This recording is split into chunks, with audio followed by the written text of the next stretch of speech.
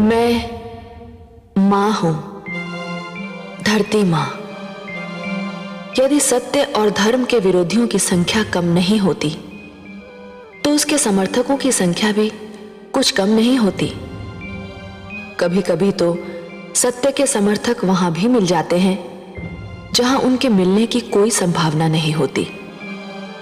ईश्वर ने यह विधान बहुत सोच समझकर बनाया है।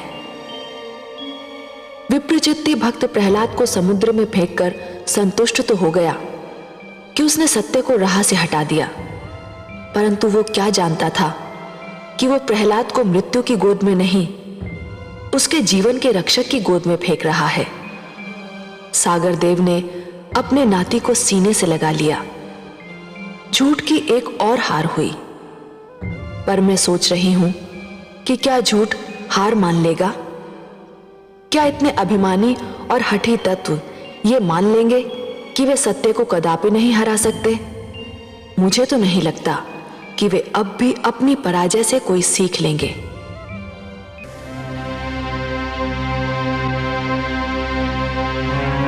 षण्मार्क। आज्ञा पिताश्री। प्रहलाद का अंत परम आवश्यक है पुत्रों। परंतु पिताश्री। परंतु क्या? परंतु पिताश्री, राजकुमार प्रहलाद को मारने के सारे उपाय असफल हो चुके हैं। वो इसलिए कि अब तक के सारे उपाय अज्ञानी और बुद्धिहीन असुरों ने किए थे। मेरा उपाय कदापि असफल नहीं होगा। जाओ, कृत्या जन्म की क्रिया का शुभारंभ करो। सुना नहीं तुमने मेरा आदेश? सुन लिया पिताश्री, परंतु कृत्या का जन्म केवल प्रहलाद के लिए नहीं, औरों के लिए भी घातक सिद्ध हो सकता है। पिताश्री, आप तो जानते ही हैं, यदि कृत्या प्रहलाद को न मार सकी तो उसे मार डालती है जो उसे बुलाता है। यह संभव है। इतनी विशाल काय और भयावह राक्षसी और एक छोटे से बालक को समाप्त न कर सके, यह संभव ही नहीं। जाओ, विलंब ना करो। बोर होने से पहले ही प्रहलाद का अंत हो जाना चाहिए। मैं यहां साधना कर रहा हूं। प्रहलाद का अंत होते ही मुझे सूचित किया जाए। और स्मरण रहे, सूर्योदय से पहले यह कार्य हो जाना चाहिए। जो आज्ञा पिताश्री।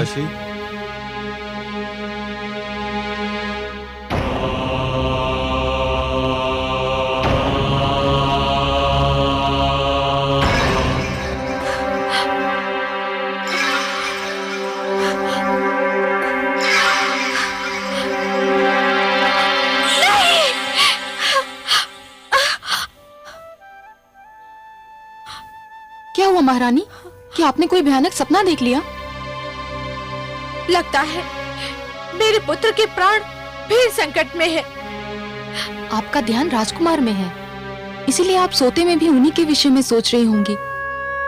राजकुमार तो गुरुकुल में है, भला वहां उनके प्राणों को क्या संकट हो सकता है? पता नहीं, परंतु मैं बहुत व्याकुल हूँ। सो जाइए महारानी, उन्हें कुछ नहीं होगा।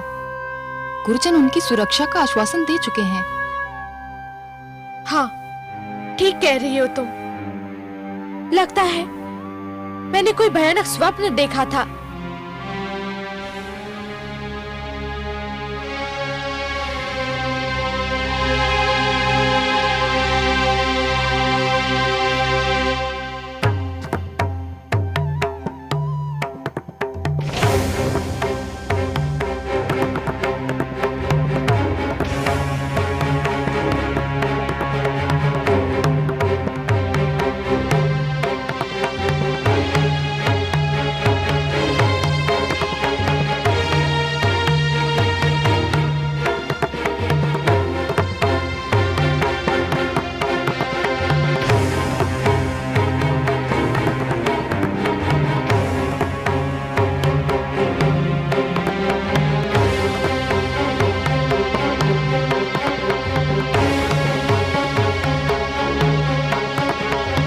तेल लेके आओ।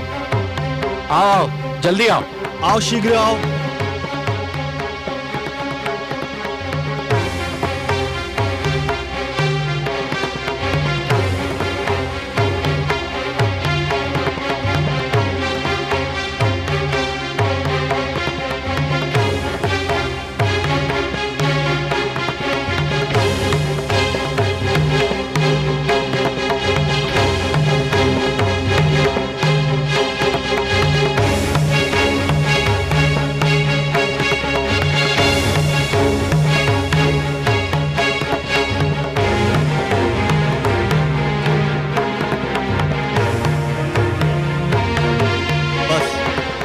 और अधिक तेल की आवश्यकता नहीं है। हाँ शिष्यों, तुम दूर उधर जाकर खड़े रहो। जाओ जाओ।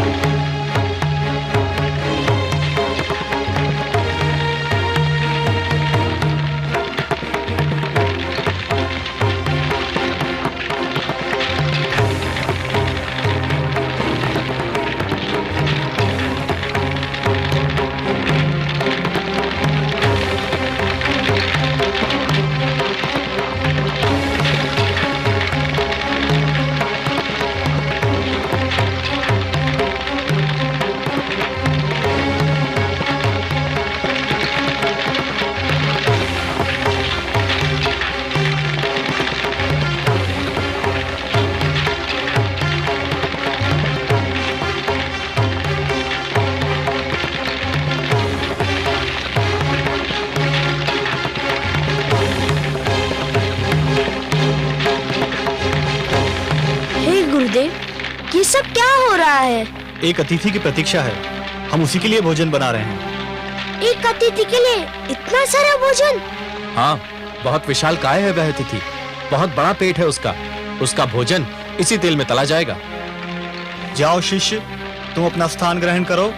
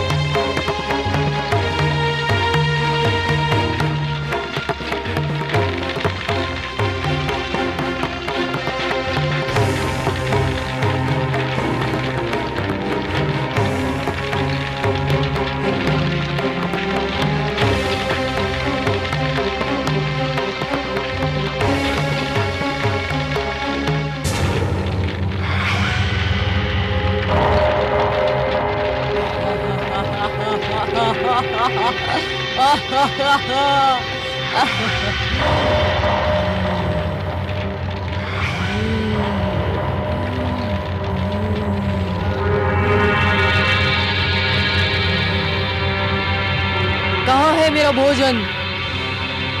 मेरा भोजन कहाँ है?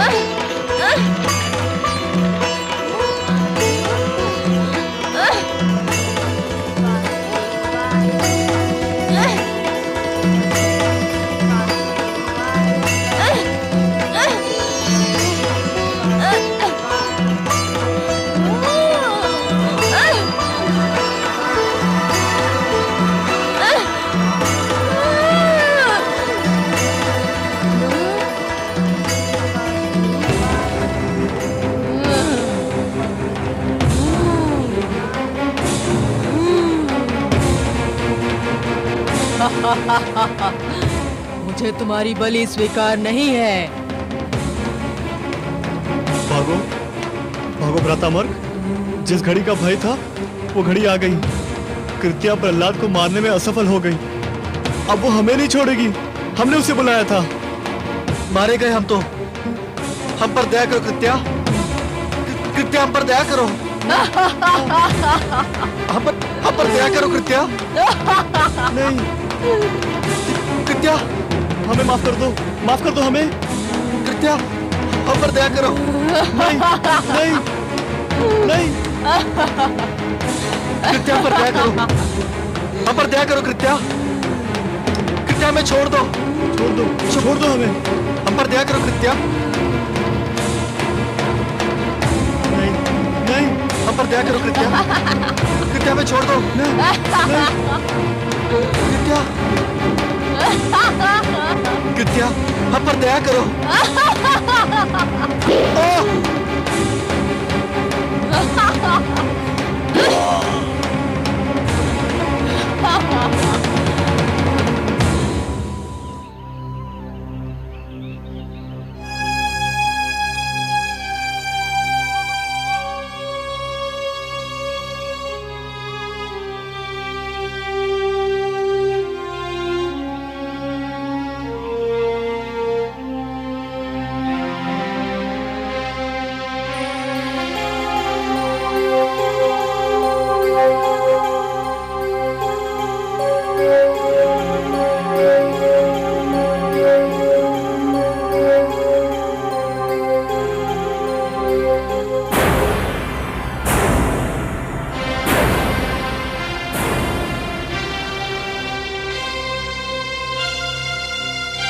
गुरुशन, गुरुमार्ग।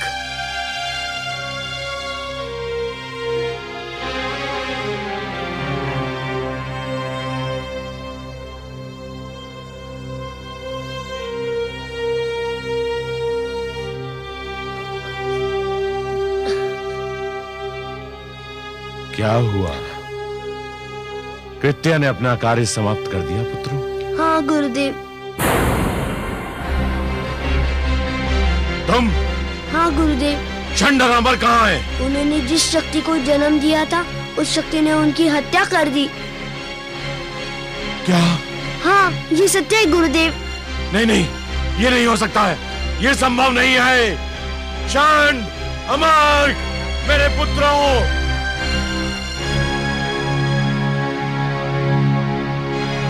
चंड, अमर,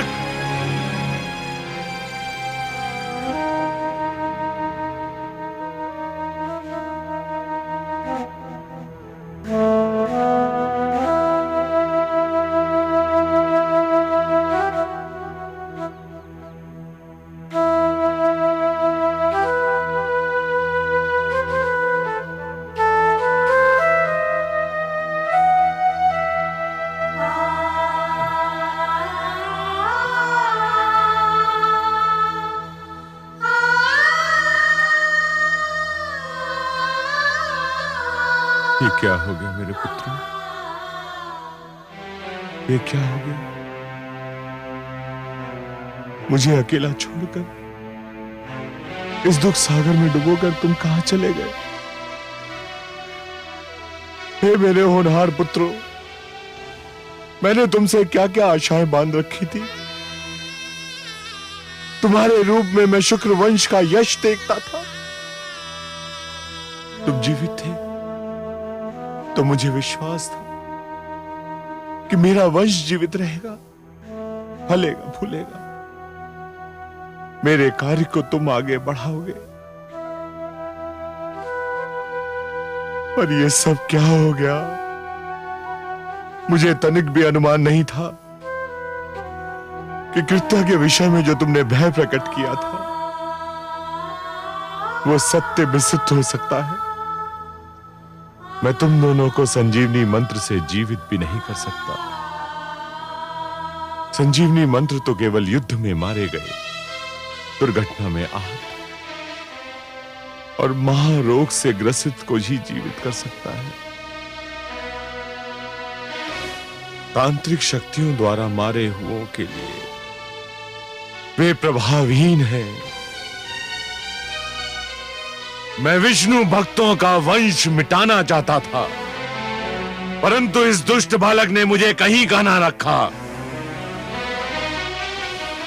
मेरी विद्या मेरे किसी काम ना आई।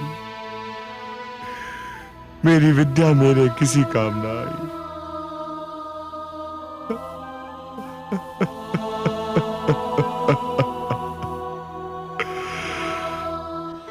मैं कहती थी ना, जो दूसरों का बुरा चाहते हैं स्वयं उनका बुरा हो जाता है। मेरे पुत्र को मारने चले थे दैत्य गुरु। एक क्षण को भी ये ध्यान नहीं आया कि वो भी किसी माँ का पुत्र है। अब अपने पुत्र मारे गए तो कैसा विलाप कर रहे हैं दैत्य गुरु। सिंगिका की भांति दैत्य गुरु भी अपने दुख को केवल दुख समझते हैं। उनके लिए दूसरों का दुख केवल परिहास की सामग्री होता है। आप सत्य कह रही हैं महादेवी।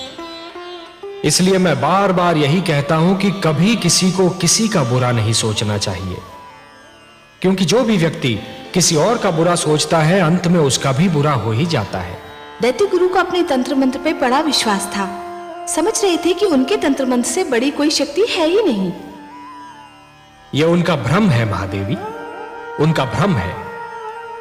जो भी व्यक्ति ये समझते हैं कि यह तंत्र मंत्र, ये सर्वनाश और अंधकार की शक्तियां केवल किसी और को ही क्षति पहुंचा सकती हैं, तो वो उनका भ्रम है। सत्य तो यह है महादेवी कि जो ईश्वर के सच्चे भक्त होते हैं, जो स्वयं ईश्वर पर संपूर्ण विश्वास करते हैं, ये तंत्र मंत्र की शक्तियां उनका बाल भी नहीं बांका कर सकती। हे महादेवी, जिस प्रकार द्वेष और घृणा का मारा व्यक्ति पड़ोसी के घर को जलते हुए देख ये भूल जाता है कि उसी अग्नि की लपटें स्वयं उसका घर भी जला सकती हैं, उसी प्रकार जो व्यक्ति तंत्र मंत्र में विश्वास करता है वो ये भूल जाता है कि यही तंत्र मंत्र की शक्तियां स्वयं उसका भी सर्वनाश कर सकती हैं। सत्य है सर्वेश्वर, आप जो कह रहे हैं उसका एक एक अक्षर सत्य है। देखिए तो महादेवी, कोई भला सोच भी सकता है कि इतने महान दैत्य गुरु शुक्राचार्य अपने पुत्रों की मृत्यु पर इस प्रकार विलाप करते हुए दिखाई देंगे? गुरुदेव, क्या आप वास्तव में मेरे गुरुजन शन और अमर की मृत्यु का उत्तरदायी मुझे समझते हैं? तुम्हें नहीं समझूं तो किसे समझूं? परंतु गुरुदेव, क्या ये उचित है? उचित हो या अनुचित, पर सत्य यही है कि तुम्हारे ही कारण मेरे पुत्रों के प्राण गए। तुम्हारे ही कारण मेरी प्रतिष्ठा पर प्रश्न चिन्ह लग गया। तुम्हारे ही कारण समस्त असुर लोक का अस्तित्व संकट में पड़ गया। मेरे पुत्रों को जीवित रहना था, वे मर गए। तुम्हें मर जाना था, तुम बच गए। गुरुदेव, यदि आप ये जानते हैं कि मैं बच गया, तो आप ये भी भली भांति जानते हैं कि मैं कैसे बच गया, किसने बचा लिया मुझे। तो आप ही कहिए, जिसने मुझे बचाया वे ईश्वर है या वे जो मुझे बार बार मारने का प्रयत्न कर रहे हैं, वो असफल होते जा रहे हैं। वो मेरे पिताश्री हिरण्यकश्यपु हैं। चुप रहो। नहीं चुप रहूंगा गुरुदेव। आज आपको बताना ही होगा कि आप अपने मन से मेरे पिताश्री को ईश्वर मानते हैं। इससे क्या अंतर पड़ता है? अंतर पड़ता है गुरुदेव। किसी को मन से ईश्वर मानना एक बात है और किसी को भय या स्वार्थ के कारण ईश्वर मानना दूसरी बात। मैं जानता हूँ कि मेरे गुरुजन शन और अमर मेरे पिताश्री को भय के कारण ईश्वर मानते थे और आप उन्हें स्वार्थ के कारण ईश्वर कहते हैं। मैं गुरु हूँ और गुरु का धर्म है शिक्षा देना। गुरु अपने शिक्षकों को वही पाठ पढ़ाता है जो उसे पढ़ाने के लिए कहा जाता है। क्या गुरु का धर्म ये देखना नहीं कि उसे जो पाठ पढ़ाने के लिए कहा जा रहा है वह उचित भी है नहीं? इस समय तू बड़े बोल इसलिए बोल रहा है कि तेरी विजय हुई है और मेरी पराजय। तू प्रसन्न है और मैं दुखी। तुझे प्रसन्नता है कि मेरे दोनों पुत्रों और तेरे गुरुजन मृत्यु को प्राप्त हुए। जो शिष्य अपने गुरु की मृत्यु का हर्ष मनाए उसके जीवन को धिक्कार है। केवल मैं जानता हूँ गुरुदेव कि मैं अपने गुरुजन शंडर आमक से कितना प्रेम करता था। केवल मैं जानता हूँ कि उनके मृतक शरीर को देखकर मेरे मन पर क्या बीत रही है। जिस समय वो दुष्ट राक्षसी मेरे गुरुजन का वध कर रही थी, मेरा वश चलता तो मैं उसके खड़क के आगे अपना सिर कर देता। बंद करो ये अभिनय। ये अभिनय नहीं गुरुदेव, ये मेरे दुखी मन की पुकार है।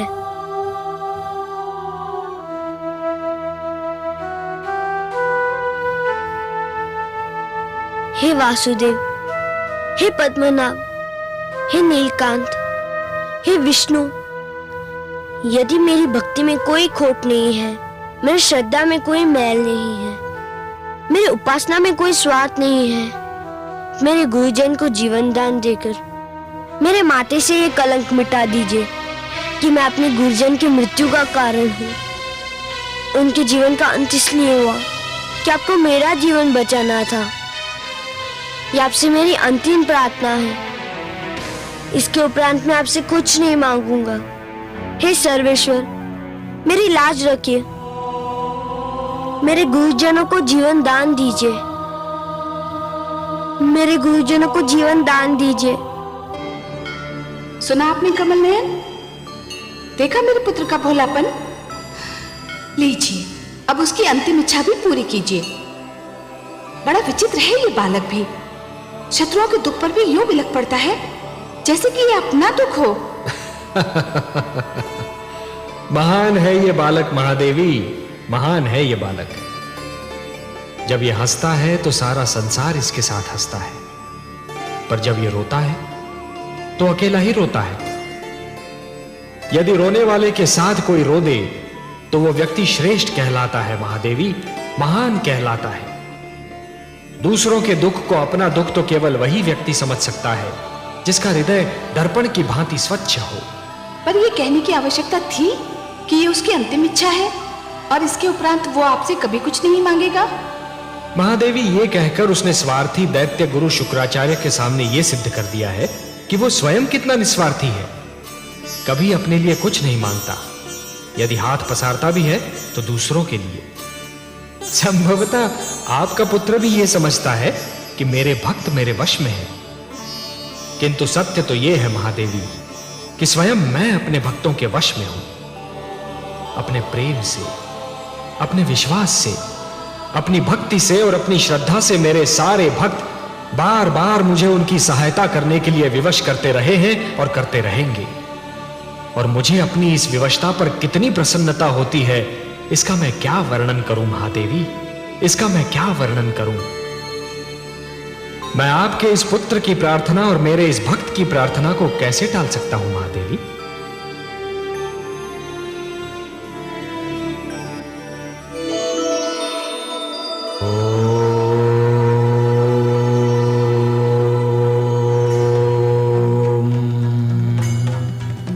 ओम नमो भगवते वासुदेवाय। ओम नमो भगवते वासुदेवाय। ओम नमो भगवते वासुदेवाय। ओम नमो भगवते ओम नमो भगवते वासुदेवाय। ओम नमो भगवते वासुदेवाय। ओम नमो भगवते वासुदेवाय। ओम नमो भगवते वासुदेवाय। ओम नमो भगवते वासुदेवाय। ओम नमो भगवते वासुदेवाय। ओम नमो भगवते वासुदेवाय। ओम नमो भगवते वासुदेवाय।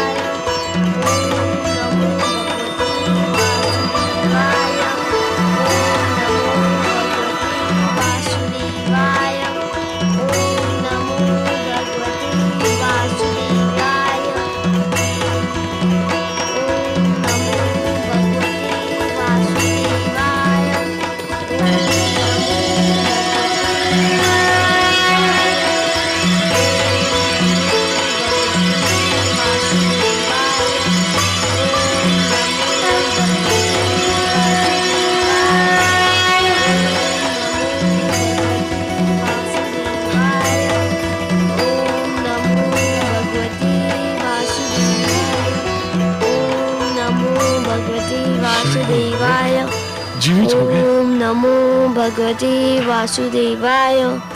शरण, ओम नमो अमर्क। भगवते वासुदेवाय। ओम नमो भगवते शिष्य प्रहलाद, वासुदेवाय। राजकुमार। हे विष्णु, आपको कोटि कोटि धन्यवाद। शंड, अमर्क, सुना नहीं तुमने? मैंने तुम्हें बुलाया। इधर आओ, ये मेरा आदेश है। आपके आदेश का पालन हमारे उस जीवन का धर्म था जिसका कारण आप थे। ये तो हमारा नया जन्म है, हमारा दूसरा जीवन है। और यह जीवन हमारे प्रिय शिष्य प्रहलाद ने हमें प्रदान किया है पिताश्री। ये आप क्या कर रहे हैं गुरुजन? आपने मेरे चरण छू लिए तो मैं सदा के लिए पापी हो जाऊंगा। हम तुम्हारा मार्गदर्शन चाहते हैं शिष्य, तुम्हारे पीछे चलना चाहते हैं शिष्य प्रहलाद। मैं जिस पथ का पथिक हूँ उसमें न कोई किसी के आगे चलता है, ना कोई किसी के पीछे। उस पर सब साथ साथ चलते हैं। मैं भक्ति मार्ग का पथिक हूँ।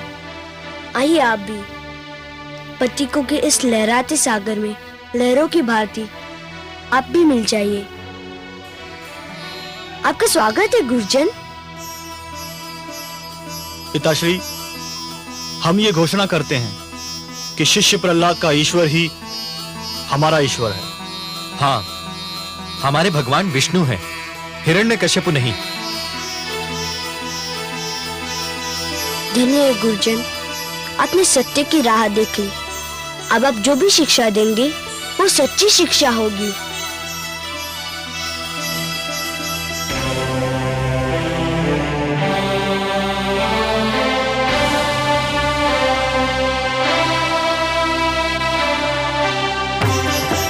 सावधान!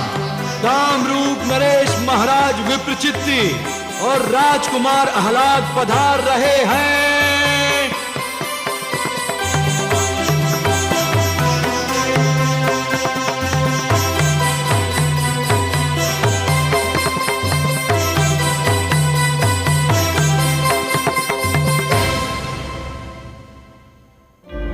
सर्वशक्तिमान भगवान असुरलोक सम्राट हिरण्यकशिपु असुरलोक साम्राज्य महारानी कयाधु के साथ राजसभागार की शोभा बढ़ा रहे हैं।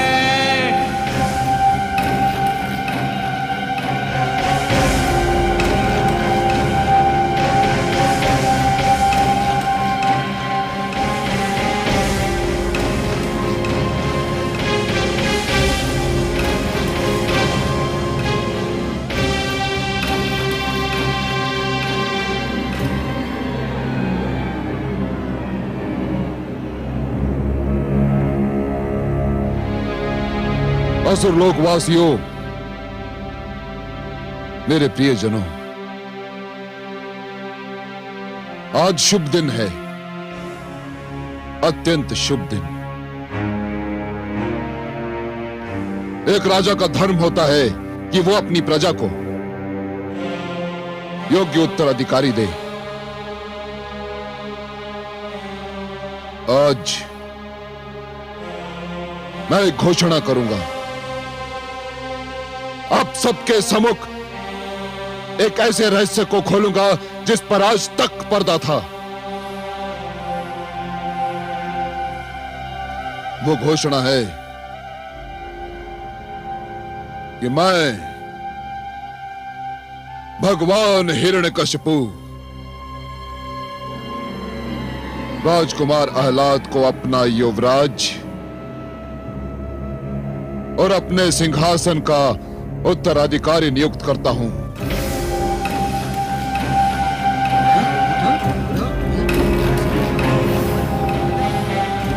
किंतु वे तो कामरूप नरेश के युवराज हैं।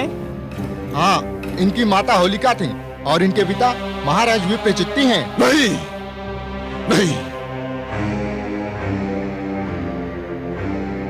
यही वो रहस्य है जिससे मैं पर्दा हटाना चाहता था। सत्य तो यह है कि राजकुमार आह्लाद मेरा ज्येष्ठ पुत्र है। इसे मैंने और महारानी कयाधु ने मेरी बहन सिंगिका की गोद में डाल दिया था। यह सत्य कोई नहीं जानता। आज मैं वास्तविक अधिकारी को उसका अधिकार दे रहा हूं। आज मैं राजकुमार आह्लाद को अपना युवराज घोषित करता हूं।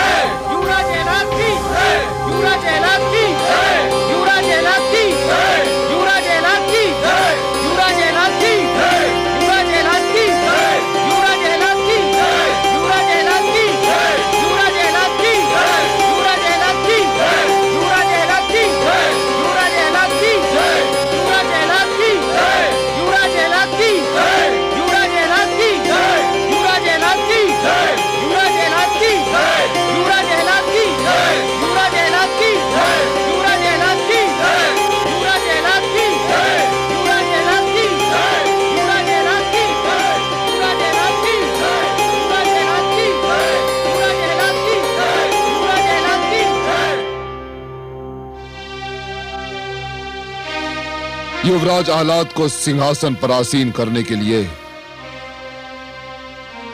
मुझे गुरुवर शुक्राचार्य की प्रतीक्षा है। ये विधि वे ही संपन्न करेंगे। वे किसी भी क्षण आते होंगे, एक समाचार लेकर, एक सुंदर समाचार लेकर। मेरे बैरी, मेरे विरोधी, मेरे विद्रोही प्रहलाद की मृत्यु का समाचार लेकर। नहीं! तो क्या गुरुजन, शन और अमर्क उसे झूठ बोलकर मेरे पुत्र को साथ ले गए थे? महारानी, मेरे और प्रहलाद के मध्य जो संघर्ष चल रहा है, उसमें झूठ कोई पाप नहीं। एक ऐसा शस्त्र है जिसका प्रयोग सर्वथा उचित और न्याय संगत है। हे असुर लोक के वासियों, यह जान लो, हम और तुम एक ऐसे युग में जी रहे हैं जिसमें सत्य की शिक्षा देने वाले, मार्गदर्शन का धर्म निभाने वाले गुरु भी झूठ बोलने लगे हैं। जिस समाज के गुरु झूठे हो, वह समाज कदापि सुरक्षित नहीं हो सकता। मैं शन और अमर को इस झूठ के लिए कदापि क्षमा नहीं करूंगी, कदापि नहीं। आप सत्य कहती हैं महारानी।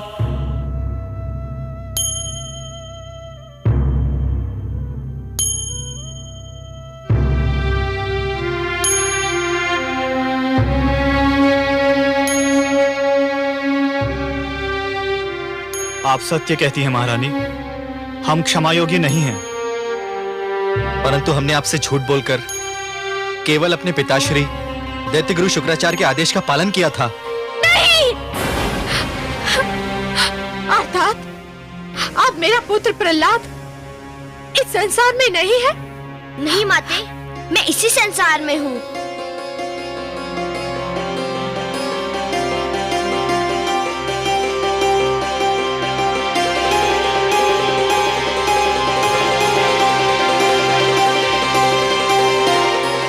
आपका आशीष सदा मेरे साथ था।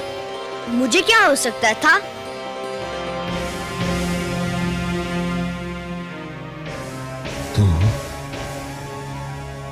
तू अभी भी जीवित है? हाँ पिताश्री, भगवान विष्णु की कृपा से मैं बच गया। किंतु मैं आपसे ये पूछता हूँ कि आपके आज्ञा अनुसार मेरा वध हो जाता तो क्या आप मुझे पुनः जीवित कर सकते थे? बंद कर अपना प्रलाप। गुरुदेव कहाँ है? कहाँ है गुरुदेव? मैं यहाँ हूँ दैत्येंद्र। ये मैं क्या देख रहा हूँ गुरुदेव?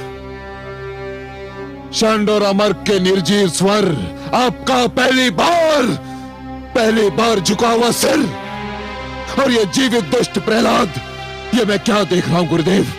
कहीं मैं स्वप्न तो नहीं देख रहा? नहीं वत्स हिरण्यकशिपु, ये सत्य है, अत्यंत कटु सत्य। मैंने कृत्या क्रिया द्वारा प्रहलाद का अंत करना चाहा था, परंतु राक्षसी कृत्या ने उल्टे मेरे दोनों पुत्रों षंड और अमर को मार डाला। किंतु ये दोनों तो जीवित हैं गुरुदेव, ये दोनों तो जीवित हैं। यही तो खेद और लज्जा का विषय है। मेरे दोनों पुत्रों का जीवन तुम्हारे विरोधी पुत्र प्रहलाद की दया का दान है। मेरी शक्ति तुम्हारे पुत्र की शक्ति के समक्ष हार गई। मैंने आज तक कभी हार नहीं मानी, किंतु आज मैं अपनी हार स्वीकार करता हूं। जिसके पुत्रों को मिली प्राणों की हो भीख, वह कैसा गुरु जो न ले अनुभव से कुछ सीख। आया काल विनाश का, हुई बुद्धि विपरीत, हार गया अभिमान लो, हुई विनय की जीत, हुई विनय की जीत। जो सुनेगा ये पुराण पाएगा सुख और ज्ञान, पाएगा सुख और ज्ञान। कर्म को ही धर्म जान, प्रेम की तू छेड़तान, प्रेम की तू छेड़तान।